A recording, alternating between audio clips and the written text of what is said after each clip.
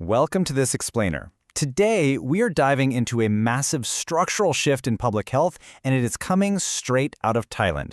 The Thai Health Literacy Development Association, or the THLA, has stepped up and developed some incredibly rigorous criteria to evaluate and certify what they call Health-Literate Organizations, or HLOs. They've built an assessment framework that is systematically applied across 4 distinct settings: healthcare, education, workplaces, and communities. So let's examine exactly how this methodology takes health education from just being a passive individual effort and turns it into a highly structured science. Okay, let's dive into this. Here's the highly structured roadmap we'll use to deconstruct these guidelines today. First, the Health Literacy Challenge. Second, the HLO Assessment Framework. Third, 4 key organizational settings. Fourth, 3 levels of mastery. And finally, measuring societal impact. Starting with Section 1, the Health Literacy Challenge, and why we need to look beyond the individual. Now, I want to pose this question directly to you. Is individual health education really enough? Because historically, public health initiatives kind of just assume that if you disseminate facts to people, it'll naturally yield better health choices. But as empirical data continues to show us, this isolated just teach them the facts approach is fundamentally flawed. To explain why it's flawed, the THLA guidelines root their approach in Kurt Lewin's behavioral theory. Basically, Lewin posits that behavior is a function of a person continuously interacting with their environment. So think of it this way. Giving an individual the 6 key cognitive and social skills they need for health literacy, everything from accessing information to adapting their behavior, is practically useless if the systems surrounding them don't actually support those choices. If the hospitals, schools, or workplaces are working against them, the education alone falls flat.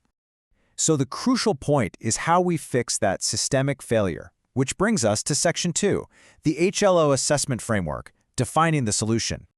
To resolve this macro-level problem, we need a macro-level solution.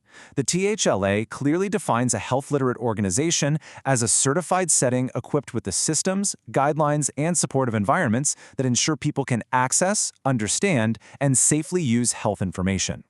You can think of this certification as a measurable standard of institutional trust. And let's be real, in a post-COVID-19 world, having a verifiable metric for facility safety and public confidence is absolutely paramount. Let's shift our focus to real-world application in Section 3, 4 key organizational settings, or simply, where health actually happens. The THLA doesn't just look at society as one big monolith. Their assessment criteria are explicitly tailored to operationalize health literacy within 4 distinct environments. We have healthcare, which encompasses both large hospitals and primary care units, education, like our schools, workplaces and enterprises, and finally, communities. Emphasizing these 4 areas shows that true health literacy requires a multi-pronged approach across all facets of society. And this brilliantly illustrates how tailored the approach gets. Within the healthcare setting, the framework leans heavily on robust, two-way communication to ensure patients truly comprehend their care. For example, large hospitals are assessed using the 10 attributes framework, while primary care units, which heavily prioritize health promotion and disease prevention, utilize the Vienna concept, also known as OHL-Hos. The goal is systemic comprehension, not just pushing people through the system.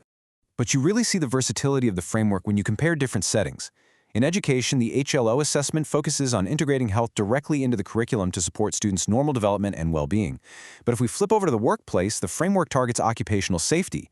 In an enterprise, a supportive environment is measured by how it aligns with business incentives, specifically its correlation to reduced healthcare costs and driving high worker productivity. Let's move on and see how this builds into the grading system. Section 4, 3 levels of mastery, measuring success.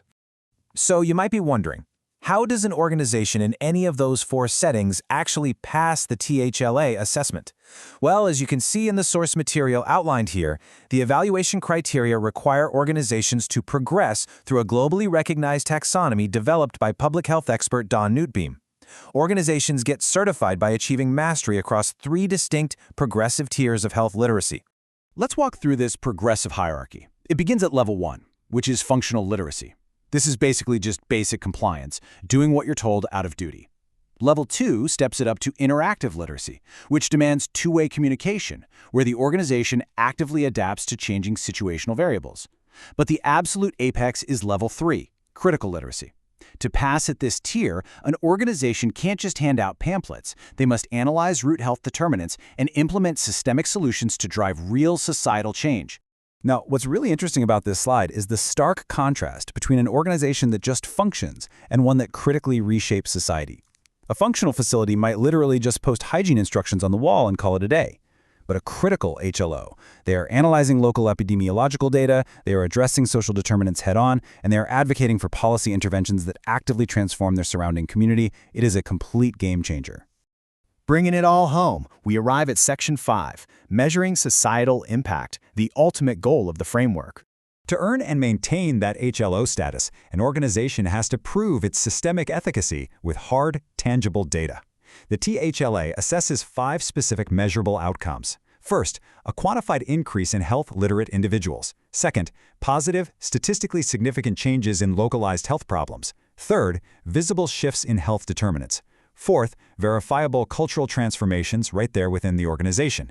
And finally, reduced healthcare expenditures that correlate with high productivity. It proves that structured environments literally yield healthier populations. I want to conclude with a reflective question for you. Take a hard look at the institutions you interact with every single day, your workplace, your kid's school, your primary care provider. Are they operating at a merely functional level of basic compliance, or do they exhibit the critical mastery required to actively protect and improve your community's health? Well, thanks to the THLA framework, we now have the objective criteria to actually answer that question. Thank you for joining this explainer, and I'll catch you next time.